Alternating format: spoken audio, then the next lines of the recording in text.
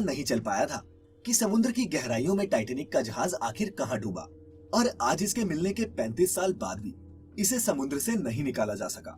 ये हादसा क्यों, कब और कैसे हुआ, हम उसकी बात आज नहीं करने वाले, लेकिन उस हादसे के बाद उठे कुछ सवाल आज हम जरूर उठाएंगे और कोशिश करेंगे कि उनमें से कुछ का जवाब इस वीडियो के अंत तक हम दे पाए। नमस्कार और स्वागत है आप सभी का द मिस्टिका लैंड की इस नई वीडियो में। और American navy officer Robert ballot ने आखिरकार टाइटैनिक को खोज निकाला। टाइटैनिक का ये मलबा न्यू फाउंडलैंड के तट से 600 किलोमीटर दक्षिण पूर्व में मिला था। टाइटैनिक की इस खोज ने इतिहास के गर्भ से निकालकर कई नए सवाल दुनिया के सामने खड़े कर दिए। दो हिस्सों में टूटा हुआ ये जहाज समुद्र में 12,500 फीट या फिर लगभग 4 किलोमीटर की गहराई में मिला था। ऑफिशियल रिपोर्ट कहती है कि जब ये जहाज डूबा था तब ये इंटैक्ट था, मतलब साबुत था। तो फिर समुद्र में ये जहाज दो हिस्सों में कैसे टूट गया? Titanic the new evidence documentary के मुताबिक तो टाइटैनिक आइसबर्ग से टकराने की वजह से नहीं, बल्कि शिप में लगी आग की वजह से डूबा था। दोस्तों, जब टाइटैनिक मिला तब इसके मलबे से जहाज पर मौजूद मेटल, चीनी मिट्टी के बर्तन, जवाहरात और रेयर वाइन जैसी चीजें तो निकाल ली गई, लेकिन टाइटैनिक शिप को नहीं निकाला गया। उसके मलबे को आज भी पूरी तरह से रिकवर नहीं किया गया है। लेकिन दोस्तों, टाइटैनिक के रहस्यों की गुत्थी भी खुल जाती अगर टाइटैनिक को पानी से निकालकर रिसर्च की जाती।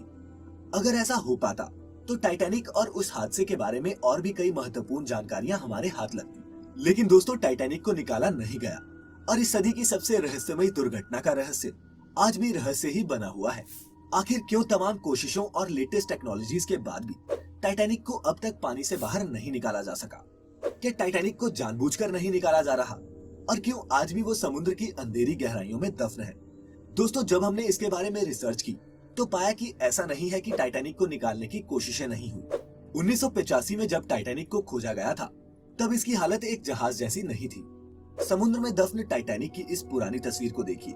जहाज के नाम पर ये जर्जर ढांचे से ज्यादा कुछ भी नहीं है। दुर्घटना के चश्मदीदों के मुताबिक ये जहाज समुद्र तल पर एक जोरदार फोर्स से टकराया था, जिसकी दमक वहां बचे लोगों ने महसूस भी की थी। इसीलिए सीधे किसी केबल के जरिए या फिर ट्रेडिशनल तरीके अपनाकर इसे बाहर निकालना संभव नहीं था। ये चाय में ज्यादा टाइम तक डूबे हुए बिस्किट को उठाने जैसा था। ऐसे में सबसे पहला सुझाव ये आया कि सबमरीन और मैग्नेट्स की मदद से टाइटैनिक को बाहर निकाला जाए। मगर इस प्रोजेक्ट के सामने कुछ हर्डल्स भी थे, जिनमें से सबसे पहला था टाइटैनिक का वजन। टाइटैनिक का वजन 1,43,000 टन था, और ऊपर से वाटर प्रेशर जो इसके वजन को कई गुना बढ़ा देता। टाइटैनिक 3,750 मीटर की गहराई में मौजूद है। पानी के इतना नीचे वाटर प्रेशर बहुत ही ज्यादा होता है।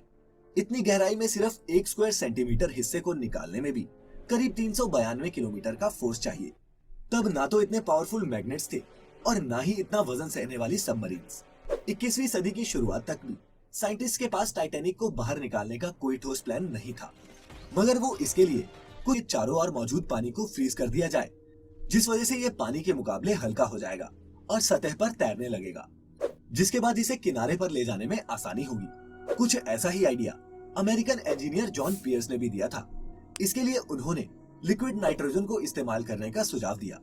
आइडिया तो अच्छा था, लेकिन ब्रिटेन की industrial gas company BOC group के एस्टिमेट के मुताबिक इस प्रोजेक्ट के लिए तकरीबन आधा मिलियन टन लिक्विड नाइट्रोजन की जरूरत पड़ती। सवाल तो ये भी है कि इतनी गहराई में लिक्विड नाइट्रोजन लेकर जाए कैसे? इधर उधर के सभी बिना सिर पैर वाले आइडियाज के बाद एक legendary Soviet ship builder Mikhail Runitsky ने टाइटैनिक को बाहर निकालने के लिए एक विकल्प बताया। मिकेल बहुत ही बेहतरीन सबमरीन डिजाइन करने के लिए जाने जाते थे। उनकी कई सबमरीन वर्ल्ड वॉर्स में हिस्सा भी ले चुकी थी। टाइटैनिक को बाहर निकालने के लिए मिकेल ने अपना प्रोजेक्ट पूरी कैलकुलेशंस के साथ प्लान किया था। उनका कहना था कि टाइटैनिक को बाहर निकालने के लिए सबसे पहले तो उसकी गंदगी को साफ करना होगा। सालों तक समुद्र में जमे होने के कारण उसमें काफी सिल्ट जमी है, जिसे साफ करना बेहद जरूरी है। इसके लिए पावरफुल ऑटोमेटिक हाइड्रो इंस्टॉलेशंस की जरूरत होगी, जो रेक पर मौजूद सिल्ट को वॉश करेंगे। शिप की सफाई के बाद हैवी ड्यूटी केबल्स की मदद से टाइटैनिक को खाली पॉन्टून बोट से अटैच कर दिया जाएगा, और ये सारा काम मशीनें ही करेंगी। इसके बाद अगला स्टेप होगा कि ऐसी सबमरीन की व्यवस्था करना जिसके टैंक्स में गैसें भरी जा सके और वो सेफ भी रहे। यही नहीं, इस तरह के ऑपरेशंस के लिए भारी मात्रा में बिजली की भी जरूरत पड़ेगी। मिकेल के मुताबिक लगभग 20 मिलियन किलोवाट आज बिजली की जरूरत इस प्रोजेक्ट में पड़ेगी। इस स्केल के प्रोजेक्ट के लिए एक फुल फ्लेश्ड पावर प्लांट की जरूरत होगी, और उनके मुताबिक ऐसा पावर प्लांट पानी के सरफेस पर बनाया तो जा सकता है, लेकिन फ्यूचर के हिसाब से उसका कोई मतलब नहीं रहेगा। हालांकि फ्लोटिंग पावर प्लांट अपने आप में एक अनबिलीवेबल आइडिया होता, मगर इतनी गहराई तक जाने वाली केबल्स प्रेशर की वजह से टूट भी सकती थी, क्योंकि ये सब पानी के 4 किलोमीटर नीचे होना था। इसीलिए इंजीनियर्स का सुझाव था कि सबमरीन में ही न्यूक्लियर पावर प्लांट इंस्टॉल किया जाए।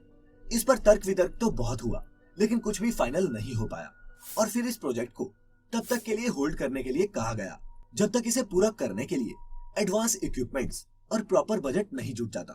कई सालों तक टाइटैनिक को रिकवर करने के लिए बहुत से प्रस्ताव रखे गए, लेकिन कोई बजट की कमी के कारण तो कभी टेक्निकल चैलेंजेस की वजह से कोई भी प्लान सक्सेसफुली इंप्लीमेंट नहीं हो सका। दोस्तों, कोई भी कंपनी किसी इतने बड़े प्रोजेक्ट में हाथ तभी डालती है जब उसे कुछ फायदा हो। टाइटैनिक को बाहर कैसे निकाला जाए, इससे पहले कोई भी ये सवाल उठाएगा कि आखिर क्यों निकाला जाए। जो भी कीमती सामान इस शिप पर था वो निकाल लिया गया है। अच्छा, आप फर्ज कीजिए कि किसी ने अरबों रुपए खर्च कर इसे पानी से बाहर निकाल भी लिया, तो क्या वो अपने लगाए हुए पैसों को कभी रिकवर कर पाएगा? टाइटैनिक को निकालकर अगर इसका एक म्यूजियम भी बना दिया जाए तो भी रिटर्न ऑफ इन्वेस्टमेंट में कई 100 साल लगेंगे। हालांकि इस शिप के साथ कई इमोशन